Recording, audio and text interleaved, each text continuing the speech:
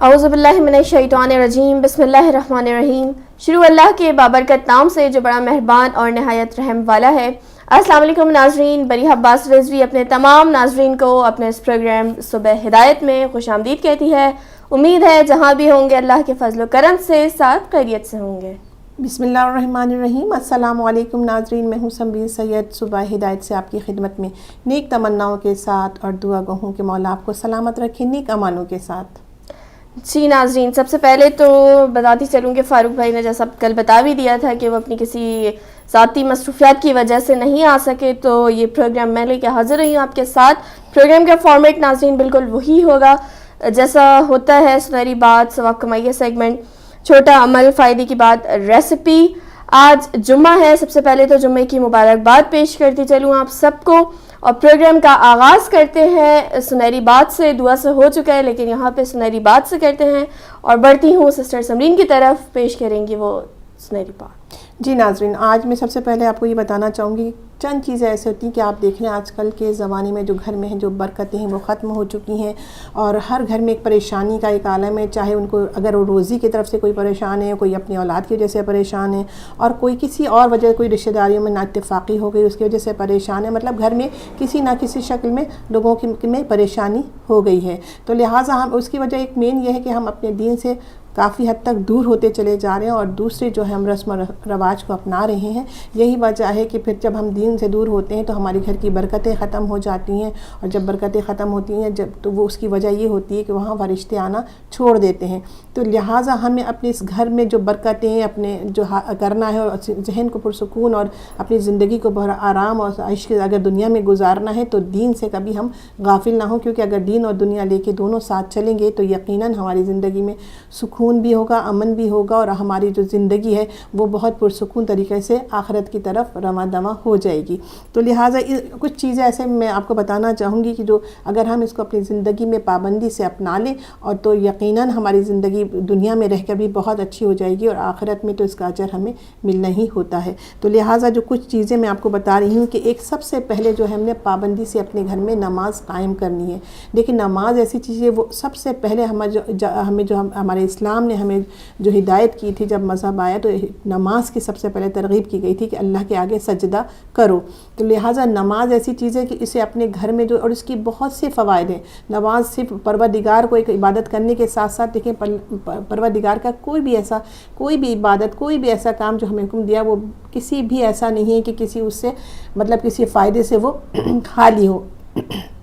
معاف کیجیے گا۔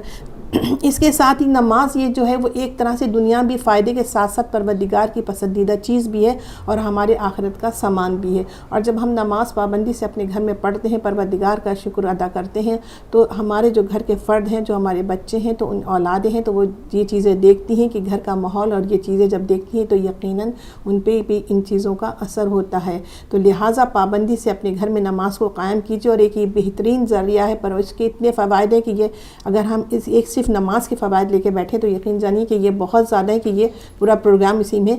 چل سکتا ہے۔ لیکن اس کے باوجود ہم دیکھتے ہیں کہ بہت سے لوگ جو ہے وہ نماز سے غافل ہوتے ہیں، اور بس وہ تھوڑا سا سستی اور کرتے ہیں کہ بس اگر وہ دیکھتے ہیں کہ ہمیں یہ چیز سارے دنیا کے کام کر لیں گے، سب کچھ کر لیں گے، لیکن جب نماز آتی ہے تو ان میں سستی آ جاتی ہے، حالانکہ اس اول ہی نماز ہے جس کا ہمیں سب سے پہلے جو ہمیں جواب دے نماز کا ہونا ہے۔ تو لہٰذا اپنے گھر میں نماز کو قائم کریں، اور اس کو اس طرح سے قائم کریں کہ اپنے بچوں کو باقاعدہ جب وہ بالغ ہو جائیں تو ان کو اس چیز کی ترغیب دیں، اور جب آپ جو چھوٹے ہوں گے، جب نابالغ ہوں گے، تو یقیناً وہ دیکھیں گے تو ان کو اس کی عادت پڑے گی۔ اور دوسرے جو میں آپ کو بات بتانا چاہتی ہوں وہ قرآن شریف کی تلاوت ہے۔ تو قرآن شریف نماز کے ساتھ ساتھ قرآن شریف کا بھی ایک کہتے ہیں کہ اس کے ساتھ ایک جوڑ ہے، تو اس کو بھی آپ نے جب نماز پڑھنے کے بعد تلاوت کیجیے، اور اگر نہیں ٹائم ہے تو آپ کسی وقت بھی اس کو چاہے ایک صفحہ پڑھیے، آدھا صفحہ پڑھیے، لیکن اس کو ضرور کھولیے، کیونکہ یہ برکت کا بہترین طریقہ ہے۔ کہتے ہیں کہ اگر قرآن شریف کے الفاظ پہ جو نگاہ پڑتی ہے اس کا جو فائدے ہیں، جو فوائد ہیں اس کے کھول کے پڑھنے کے، اس کے بھی بے انتہا فوائد ہیں۔ اور یہ ہماری ایک ایسی کتاب پروردگار عالم نے ہمیں عطا کی ہے کہ اگر اس کوئی اگر ہم اس پہ چلیں اور اس کو کھول کے روزانہ پڑھیں، اس کے ترجمے کے ساتھ پڑھیں، تو یقین جانیے یہ بھی ایک بہترین ہم ذریعہ نجات ہے۔ نماز کے ساتھ قرآن شریف کا بھی تلاوت کرنا ہماری زندگی کے لیے مثل راہ بنے گی۔ اور دوسرا جو ہے وہ جو ہمیں اس کے ساتھ پروردگار کا شکر، جب ہم یہ دونوں چیزیں کرتے ہیں تو ہمیں شکر بھی ادا کرنا ہے، کیونکہ جو پروردگار نے ہمیں نعمتیں دی ہیں، اور سب سے بڑے نعمت جو ہے محمد علیہ محمد ہماری نعمت عظیم ہے، اس کے ساتھ ہمیں دنیا کی اور جو بھی ہمیں پروردگار نے ہمارے صحت کے بارے میں، اولاد کی شکل میں، دولت کی شکل میں، جس طرح سے بھی عطا کی نعمتیں، ان کا شکر بجا لانا ہے۔ کیونکہ میرا رب کہتا ہے کہ ہم نے تمہیں نعمتیں اتنی نعمتیں عطا کی ہے کہ تم اس کا شکر بجا لاؤ، اور کیونکہ میرا رب جو ہے وہ شکر کو پسند کرتا ہے، تو لہٰذا ان چیزوں کے ساتھ ساتھ نماز پڑھنا، قرآن شریف پڑھنا، لیکن ساتھ ساتھ یہ بھی بتانا ہے کہ جس مذہب میں پروردگار نے ہمیں پیدا کیا، جس کے ہم پیروکار ہیں، پروردگار ہم اس کے ساتھ، اور جو محمد آل محمد ہمیں تو نے بھی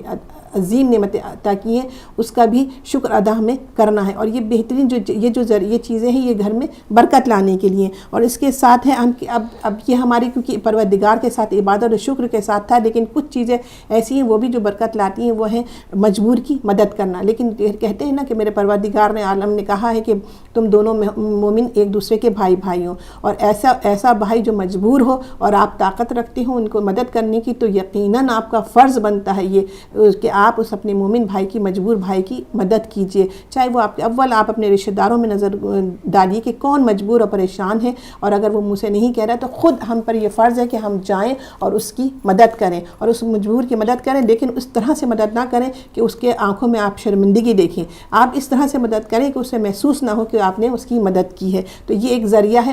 کسی مومن کی مدد کرنے کا، اور وہ مدد کسی شکل میں بھی ہوتی ہے، دولت،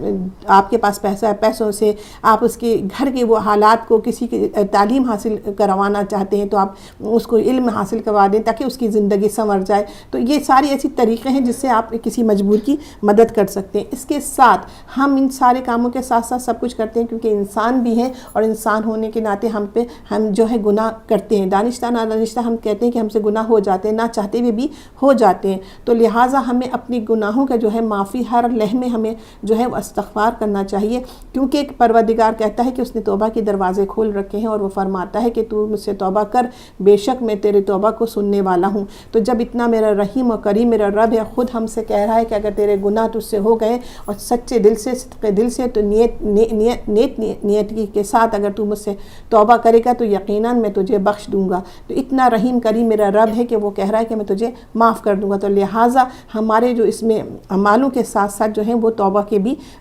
کی بھی ہمارے شامل ہے، جو اگر ہم توبہ نہیں کرتے تو یقین جانیے وہ بھی ایک نابرکت، مطلب اس میں ہمارا ایک تکبر آ جاتا ہے، گناہ کر کے ہم اس کو نظر انداز کر دیتے ہیں اور اسے معمولی چیز سمجھتے ہیں، جبکہ گناہ جو ہے وہ ہمارے گھر میں جو ہے وہ سوائے بربادی کے اور کچھ نہیں لاتے، برکت تو بہت دور کی چیز، آہستہ آہستہ وہ گھر برباد ہو جاتا ہے۔ اور اس کے ساتھ ہے اپنے عزیزوں سے اچھا سلوک کرنا۔ ایک تو آپ اپنی کسی مجبور کی مدد کی، لیکن ایک اپنے عزیزوں سے اچھا سلوک کیا آپ نے۔ اچھے سلوک سے یہ ہے کہ اپنے خاندان، رشتہ داروں میں آپ اپنے اخلاق کا اتنا بہترین مظاہرہ کیجئے، اور کوئی ایسی بات نہیں کیجئے جس سے ان کی دل آزاری ہو، اور کیونکہ یہ آپ اخلاق کا جب آپ ایسا نمونہ پیش کریں گی تو یقیناً آپ کو دنیا میں رہنے والے آپ کے عزیز آپ کو اچھی نظر سے دیکھیں گے اور آپ کی تعریف کریں گے، کیونکہ آپ نے ان کے ساتھ حسن سلوک کیا، ان کے ہر لحاظ سے، مطلب ان کی دل آزاری نہیں کی، ان کی مدد کی، اور تو یہ آپ کو اور میل جول رکھا، آپس میں میل جول کر کے، یہ بھی ہمارا مذہب اسلام ہمیں ترغیب دیتا ہے۔ ہمارا پروردگار قرآن شریف میں ارشاد فرماتا ہے کہ مل جل کے رہو کیونکہ اس میں برکت ہے، اور اگر آپ ناچاکی اور اس طرح سے درمیان میں داخل کر دیں گی تو دیکھیں کہ پھر وہ جو ہے وہ رشتے ناطے ٹوٹتے چلے جاتے ہیں، اور پھر وہ چیز نظر نہیں آتی خاندان میں جو کہ یکجہتی میں اور پیار محبت میں آپس میں ہوتی ہے، کیونکہ پیار محبت، یکجہتی، میل جول، یہ سب ہمارے رب نے ہمیں قرآن مجید میں ارشاد فرمایا ہے کہ تم مومن آپس میں اس طرح پیار محبت سے رہو، اپنے عزیزوں سے حسن سلوک کرو، ان کا خیال رکھو، ان کی تکلیف میں ان کا ساتھ دو، ان کی خوشی میں ان کا ساتھ دو، تو یہ ساری چیزیں ہیں جو ہمیں ہمارے گھر میں برکت لاتی ہیں۔ اس کے ساتھ ہے صبح کے وقت، اب آخر میں آپ کو یہ بتاؤں گی کہ صبح کے وقت سورۃ یاسین کا پڑھنا بہترین برکتوں کا جو ہے وہ ایک ذریعہ ہے، سورۃ یاسین کا صبح تلاوت کرنا بہترین ذریعہ ہے، اور شام کو جو ہے آپ نے سورۃ واقعہ کی تلاوت جب کریں گے تو یہ دو ایسی صورتیں ہیں جو بہترین ذریعہ ہیں آپ کے گھر میں برکت لانے کا۔ تو میں نے لہٰذا آپ کو وہ چیزیں بتا دیں کہ جو زندگی میں آپ نے اپنے روٹین کو بنا لینا ہے. ایک تو عبادت کے ساتھ ساتھ ہم نے دنیا میں اور رشتہ داروں کو, اپنے مومن بھائیوں کو نہیں بھولنا, کیونکہ یہ بھی بہترین ذریعہ ہے آپ کے گھر میں برکت لانے کا. تو لہٰذا ان چیزوں کو ہمیں چاہیے کہ ہم اسے اپنے معمول بنا لیں, کہ ہم اپنے دل کو ایسا کر لیں نرم, اور اس طرح کا نمونہ پیش کریں, کردار پیش کریں جس میں ہمارے محمد اور آل محمد خوش ہوں, اور ہمارے گھر کے جو ماحول ہے وہ خوبصورت بن جائے, اور ہمارا گھر پرسکون ہو جائے جہاں برکتیں ہوں. اور جہاں برکتیں نہیں ہوتی, آپ دیکھیں وہاں جہاں فرشتے نہیں آتے, وہ گھر سوائے بربادی کے کچھ نہیں ہوتا, اور اس کا انجام دنیا میں بھی خراب ہوتا ہے اور آخرت میں بھی خراب ہوتا ہے. جی سسٹر. جی بہت امپورٹنٹ میسج دیا سسٹر آپ نے اپنے اقوال میں, کہ سب سے پہلی بات نماز 5 وقت کی نماز کی پابند ہونا چاہیے. نہ صرف ہمیں بچوں کو بھی سکھانا چاہیے, ینگسٹرز میں بھی, کیونکہ دیکھیں بچوں کو جب بچپنے سے عادت ہوتی ہے نا, تو وہ ان کو آگے جا کے عادت رہتی ہے پڑھنے کی. اب اگر ابھی سے انہیں عادت نہیں پڑے گی نا, تو جب وہ ایک اپنی ایج پہ جائیں گے, جب انہیں واقعی پتہ چلے گا کہ یہ بہت زیادہ امپورٹنٹ ہے, اور زندگی میں جب آپ مریں گے تو سب سے پہلا سوال نماز کا ہوگا. تو اس لیے بہتر یہ ہے کہ آپ دنیا میں وہ کام کریں جس کا اجر آپ کو وہاں ملے گا. یہ دنیا دل لگانے کی جگہ نہیں ہے, اس میں آپ ایسے کام کریں ہی نہ کہ جس کا اجر آپ کو وہاں نہیں ملے. تو بہت امپورٹنٹ میسج دیا سسٹر نے اپنے